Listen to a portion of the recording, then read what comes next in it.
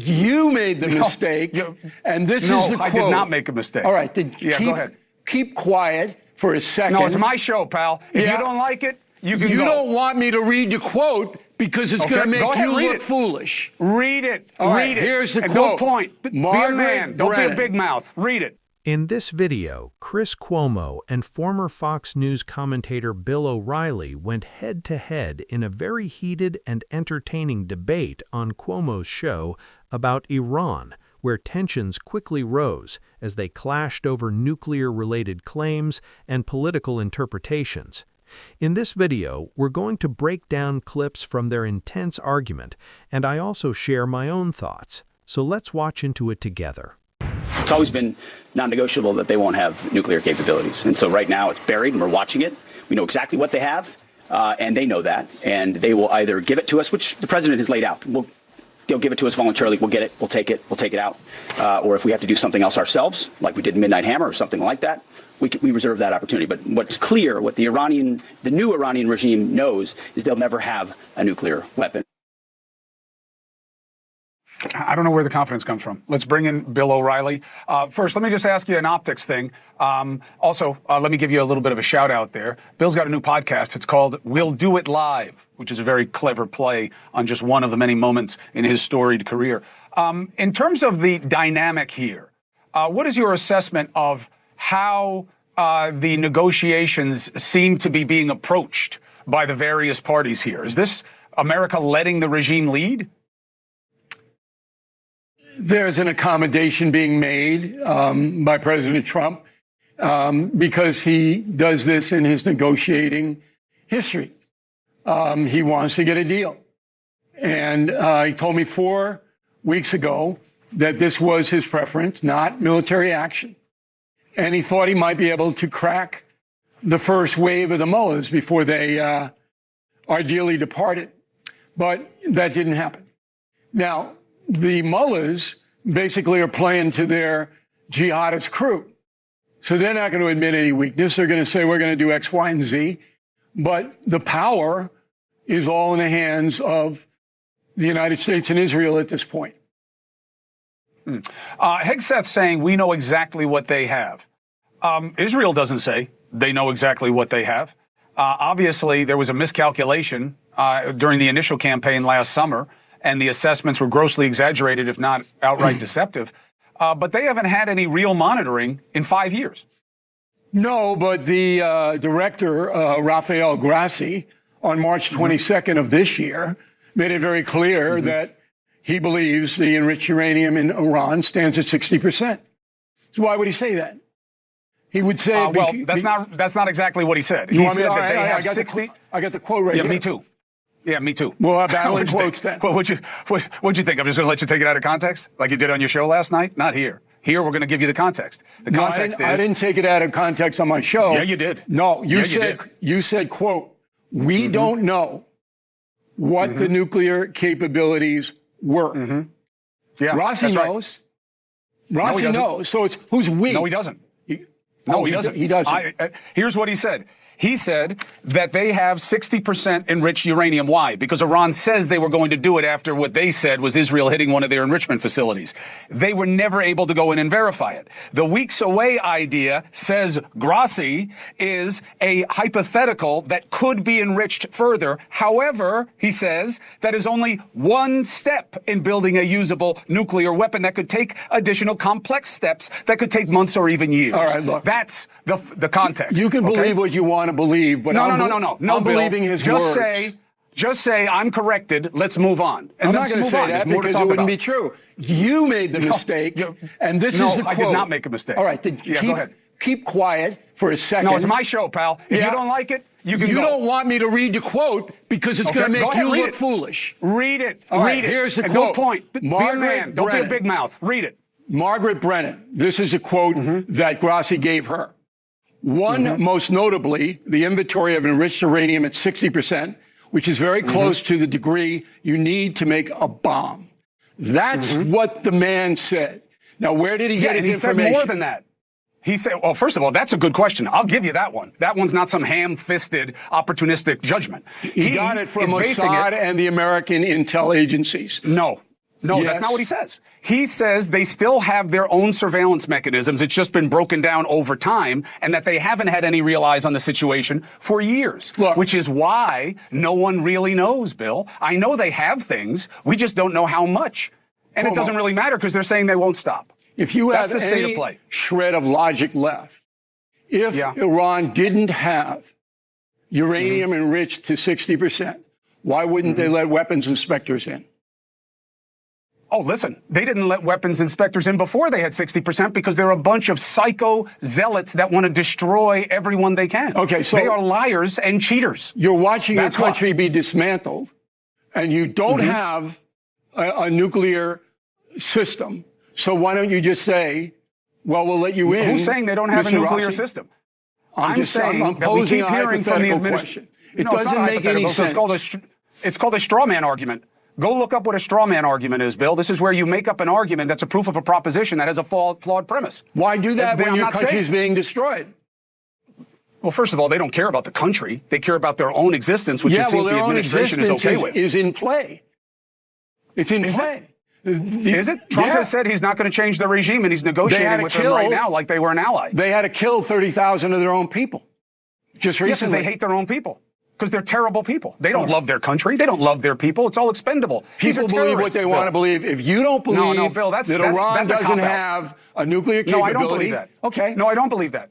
I don't believe that. And it's not what I said, Mr. Accuracy. What I said was, Mr. No Spin, was we don't know what they have. That's what I said. And you know who agrees with me? The head of the IAEA. You know who else? Israel. You know who else? America, except Pete Hegseth. A lot of people don't like Chris Cuomo, and there are definitely issues with him, one of the biggest being his brother and the controversies around that. But I do think he performs well when he goes after right-wing figures like Bill O'Reilly, and in those moments he does a solid job challenging them on his show. While my criticism of Cuomo is that sometimes he falls into both sides framing, where he tries to say Democrats and Republicans are equally bad, which I don't agree with and find frustrating, but overall he does push back against people like O'Reilly in a way many other networks don't. Because back when O'Reilly was at the height of his power on Fox News, you rarely saw him challenged like this. So in that sense, this debate feels like a satisfying clash, especially since O'Reilly often comes across as smug. And I also agree with Cuomo's point about figures like Pete Hegseth, because it feels like the danger in this political environment is having very confident but not very competent people in powerful positions, and that can be risky for government decisions. Although I would disagree with Cuomo's framing of Iran as purely irrational or extremist, since Iran is not the country involved in wars all over the world in the same way the United States has been, along with allies like Israel and others. And if you compare historical actions, the U.S. has been involved in far more military interventions than Iran, so calling them uniquely psycho-zealots feels one-sided. And while I'm not defending everything about Iran's leadership, I think it's important to also look at the actions of the United States, including past wars under different presidents. And when it comes to nuclear weapons, you could even understand why a country like Iran might want one as a form of deterrence given global power dynamics, especially when smaller nations see how larger powers operate. And that's the broader concern about how international politics and military power create fear and escalation rather than stability. People who I speak to, the guys in Riyadh that are conducting the operations and surveillance, they don't know exactly what they have. They don't know how close they were to a weapon. They just say, we got to make sure they could never have one, which is fair. You said the justification for this war is a question mark. Not to me. Yes. There's enough evidence that shows that the Iranians were working to build a nuclear weapon. And the evidence is down from Rossi to Mossad to the U.S. intel services.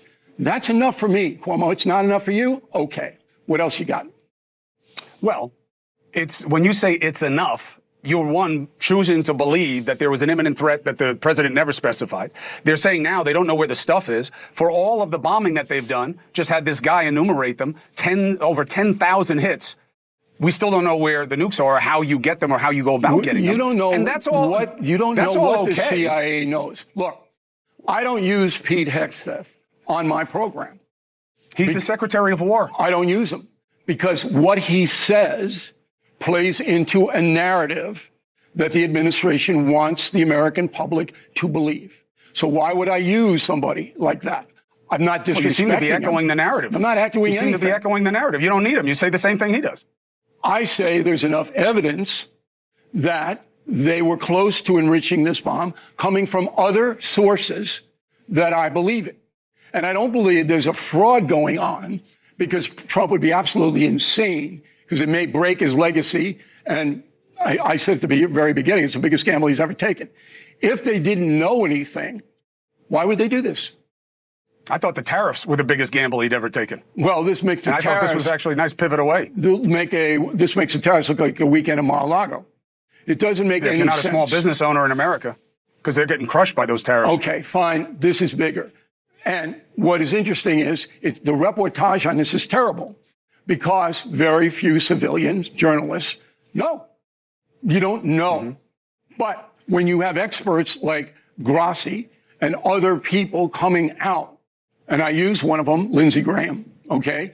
And he walked through, okay, you laughing at Lindsey Graham, but that's... Yeah, in his face. In his face. You won't use Pete Hegseth, but you use Lindsey, bomb first, check second, Graham?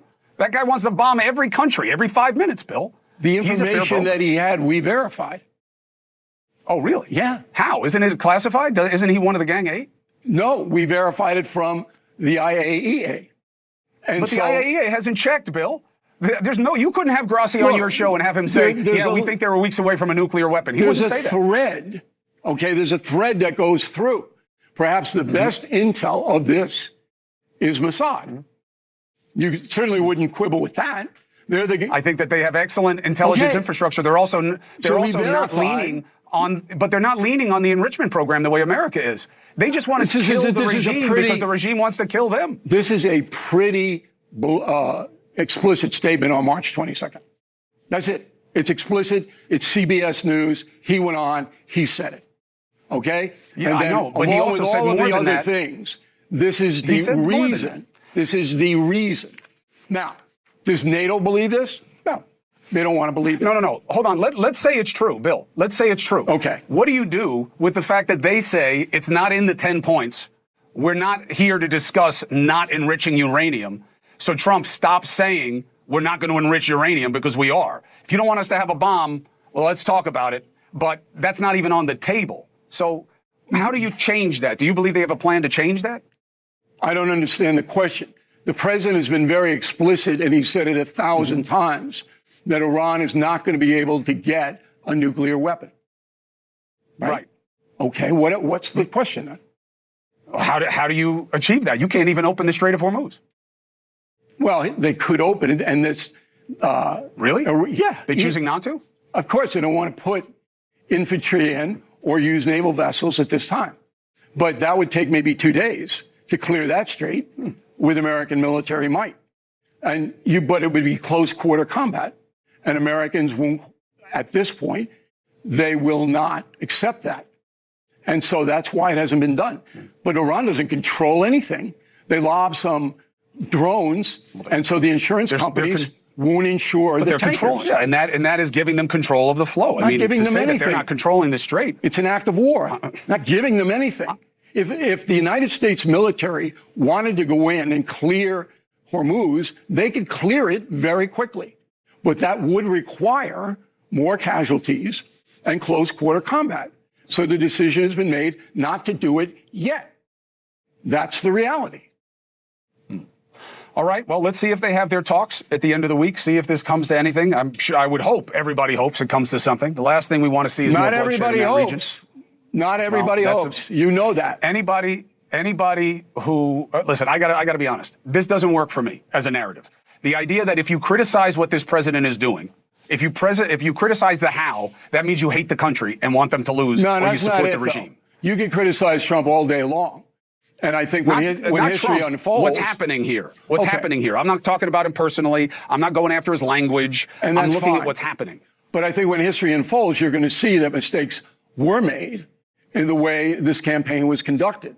I think that'll happen. Yeah, I agree. But if you listen closely to many media and some Democrats like Murphy of Connecticut, they want Iran to win. They want them to win. Sorry, it's a reality. Well, that's what you say. It's not necessarily what they think. We already went through the quote thing. I can drag out 15 quotes on that. We're losing. And I can call Chris Murphy and ask him, do you want Iran to win? Of course he's not going to say yes. You mean the regime? No. Oh, so he won't admit it, but you know it's true. Look, this loon, Murphy, actually said that the U.S. military is losing. I mean, come on. Well, I think the administration has put the U.S. military into a bad position. Do you think the military is losing, Cuomo? Do you think no, he's okay. No. No. All right. Do you think it's responsible for a U.S. senator to say the U.S. military is losing? Do you think that's responsible? In our political state of play, I can't believe it's not worse. I can't believe he didn't throw 5 F-bombs in there. These people, the state of play, which you only really want to pay attention to one half of, they lie and they are cheapening anything close to true or real all the time for sport and clicks. So, of course, it's responsible. This is the game. This is how they talk to one another. Your boy Lindsey Graham can't say enough, crazy hyperbolic things. This is what they do, Bill. You know that. I know that. But we verify what they say. And nobody would verify that the U.S. military is losing. So why would a sitting U.S. senator... That is an opinion based on the fact that... Why would they say it? Here's why he'd say it. Because you went in there, said this was going to basically be a breeze. You didn't sell it before. You didn't go through the normal channels. You didn't build up an alliance. And it has not been a breeze. And they are still alive and calling the shots. And that makes it look like we're not being as effective as we're supposed to. He exaggerates it and says the military is losing. Same way you took one part of Grassi's quote and made it that they're weeks away from a nuclear weapon. He never said that, and he certainly didn't mean it. No, he didn't. He didn't say they're weeks away from a nuclear weapon. Which is very close to the degree you need to make a bomb. And here's the part you don't understand. That's what he said. Here's the part you don't understand.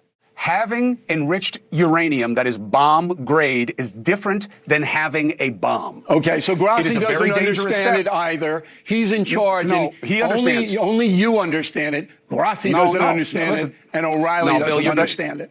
Bill, you're better than that. I'm much better than what we're hearing tonight. Well, listen, but that's okay. Listen, this is robust debate. This is what we should be doing. I'm happy to have it. I'm happy to have it. What we should be doing. Not saying the U.S. military is losing. You got to get Murphy on. I'm not saying that. He's the worst. He's the absolute worst. I'm trying. That's not my sell. That's not my pitch to him. Come on, you're the worst. But I'm trying. Bill, thank you very much. Right. Appreciate it. That was honestly pretty entertaining to me. There are a few criticisms being made about Chris Cuomo here, but the main point starts with the Bill Murphy situation with Bill O'Reilly. It's like Bill O'Reilly is claiming he can read Chris Murphy's mind and somehow knows that Murphy secretly wants America to lose, even though obviously Murphy would never say something like that directly. But this is the kind of argument we keep hearing from right-wing commentators, where if you criticize anything, they immediately label you as anti-America or say you want the U.S. military to fail. We see this same pattern again and again from MAGA voices like Scott Jennings and Ben Ferguson, where instead of actually engaging with criticism, they just talk over people and try to shut the conversation down by shouting claims like, "You want America to lose." And honestly, that argument just doesn't hold up, because criticizing a war or a policy doesn't mean you are against your country. There are plenty of people who are against current military actions and believe the U.S. should not have gone into certain wars, but that is coming from an America First mindset, where the concern is about not sending soldiers to die in what they see as pointless conflicts, just like Iraq and Afghanistan. So this whole idea of calling critics anti-America feels tired and honestly misleading. Now, one thing I would slightly disagree with Chris Cuomo on here is the comparison with Bill O'Reilly, especially when it comes to tariffs being worse than this war.